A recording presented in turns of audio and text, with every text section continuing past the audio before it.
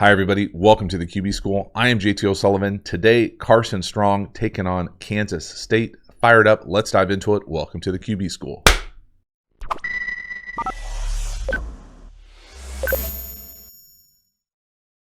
All right, Carson Strong. Bit of a rough day for Nevada here against Kansas State, but Carson Strong out the gate here with a big post. Love to see it. A little bracket buster. That's an absolute dime down the field with a little pass interference sprinkled on top. Big throw. Again, certainly got the capacity to drive the ball down the field. They're going to get him in a bunch of drop 8 all day. That's an absolute strike. So what am I talking about? What I'm going to call bracket buster here. We're going to get a little slot post. And so sometimes with, depending on whatever you want to call this coverage, when they're going to try to in and out this in any variation and try to say like, well, I'll stay over the top by 2, I'll be inside by 3, and we'll just kind of hang here and be ready for an in and out, you can just out throw this thing if you have the arm strength. Now, I don't know if you want to live in this world all the time, but it's definitely one of those things to get them out of these types of route combinations where they're going to try to sit inside out on somebody. So watch that coverage with that middle field player or hybrid guy. Again, you got him right there, in and out. And you just run through it. There's nobody deep. Really impressive arm strength here, especially off a bad wheel. Again, I think he gets into a little bit of what I consider air raid football, where you've got a nice base here, gets himself into unnecessary trouble taking a hitch back, but it buys him a little bit of time. Crow hop into that thing, get away with the heel click there, and throw an absolute perfect seed down the field. Certainly has the capacity to do damn near anything he wants with the ball in his hand within the pocket.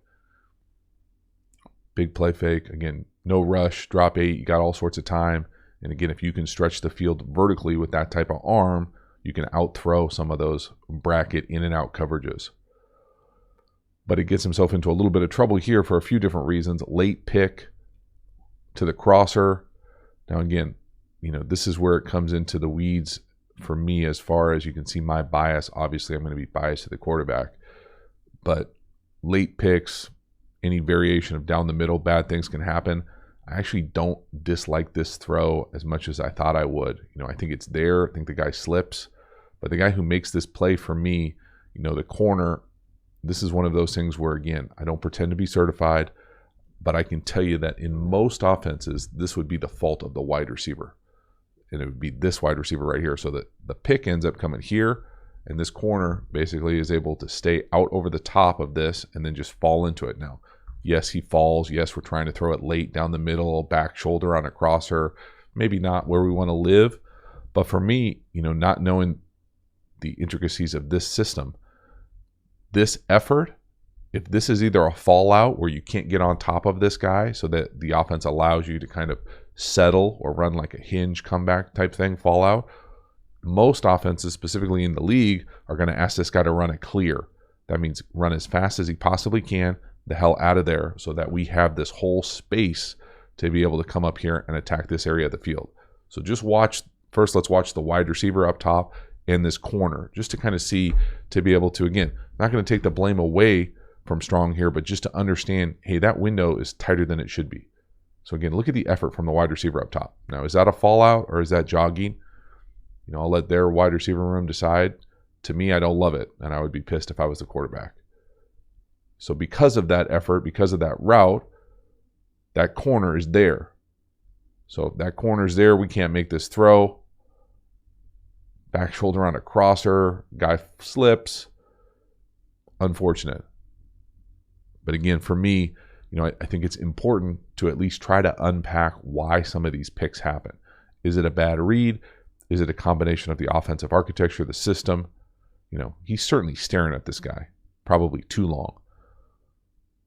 But man, it'd be nice if that corner wasn't there. It's just a bad incompletion and a chance for a really amazing throw down the field if the guy doesn't fall. And again, he's going to try to make a tackle there, sort of. Tough. But there are enough where you're like, man, this is an amazing throw. 3rd and 20. Watch him hit the number 3 here up top on the special little seam route. This is an NFL 3rd down throw you will be asked to make. Not an easy throw. Moving in the pocket, ripping that thing into an absolute tight window. Great anticipation. That's as tight as you'll get as far as in the hip coverage with that opposite hook defender. So again, ripping it to 7 here on the right. Again, drop 8. So we're going to have a little bit more time to throw it, but the windows will be a little more closed. So again, moving to his left on a bad wheel. Look at the window. Whew. Oh my. I mean, these are the type of throws that translate directly. Halftime, you dig the channel and you haven't already, please subscribe, hit the bell, get the notifications. It lets you know when we go live, when we put out new content. I certainly appreciate the support for the channel. Then we've got a bunch of additional Quarterback School content available. If you're interested in the absolute premium content, check out the Quarterback School courses. Have a number of different courses. All of them can be found in the link to the video description. And then we've got the Quarterback School Patreon community. Really long format videos over there, usually 3 to 4 a month, trying to create the environment of what it's like in an NFL quarterback room. And then finally, we've got a bunch of additional free content. All of it can be found in the description to this video. Thank you so much. Let's keep it going. Honestly, to me, looks like a little, I don't love comparisons like this, but it just flashed in my head with this type of movement to his left, ripping it. A little like Drew Bledsoe-ish for all my old school cats out there. So again, just the concept here of however you're going to be able to attack these seams on 3rd and forever. When you get an opportunity to rip this thing right past the second level defender, so he's going to turn and kind of attack this seam special area, and he's going to try to get in his hip and run with him. You can throw it like he's not there, but these other guys are there. These other quote-unquote hook defenders who are hanging in there, and they make these windows really tight, especially when you are playing this 3 safety crap. Who knows what the hell's going on out here? Is this 3 double cloud? Is he getting up top? Is he pushing to the field? What do those windows look like? Drop 8. I think everything gets a little bit more muddy. But again, moving to his left, ripping a seam. 3rd and 20. And just really, really nice. Just lots to love about this throw. Right on the money, too. My goodness, what a conversion. Checking into it. Moving in the pocket. Delivering the strike. In a tight window on a 3rd and forever. Lots to like. Next one here, big post. Again, 3rd and 5. A little mesh out there for all my Dan Casey lovers out. Bottom of the screen. Ripping it on time. Again, moving a little bit to your left, whether it's, dealing with the knee issue or the drop or just the way the offense is structured. Again, just as far as where he launches versus a true drop back, feeling the pressure. It's a beautiful throw. Catching middle field close, ripping a glance or bang 8 post down here at the bottom of the screen with mesh. So again, when does he let it go? The only thing I would say here, on Sundays, I would imagine you would take 1, 2, 3, throw. So throw with even more anticipation there, as opposed to this where he kind of half pedals, kicks to his left, kicks his feet together, and rips it. Still has the arm strength to put it on him. But again, that helps because the middle field player is coming from the opposite side of the hash. So watch what happens with the motion. So motion, they rock and roll the safeties, kick him down, and now that safety's coming from the opposite side of the field. So now you have a huge window to throw that post.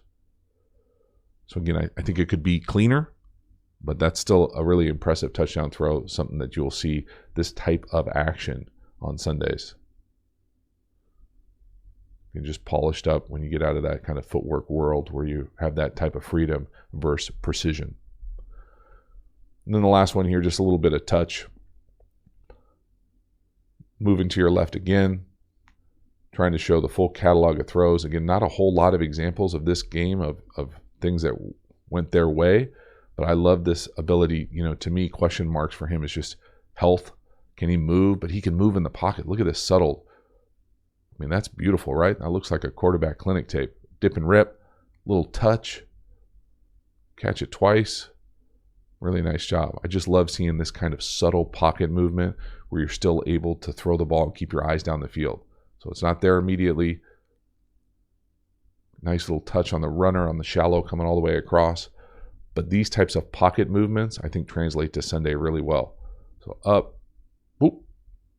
And to be able to normally, you'd like fire a check down or rip a ball outside the numbers. That's a beautiful little touch on a really tough throw on this shallow where guys are running out ahead of you and you're kind of off your timing. So that is a wrap. Carson Strong, really kind of a tough matchup, I think, for Kansas State with Nevada. But man, there were some throws there that you think, wow, these translate immediately to Sunday. Really fun to see him rip it from the pocket.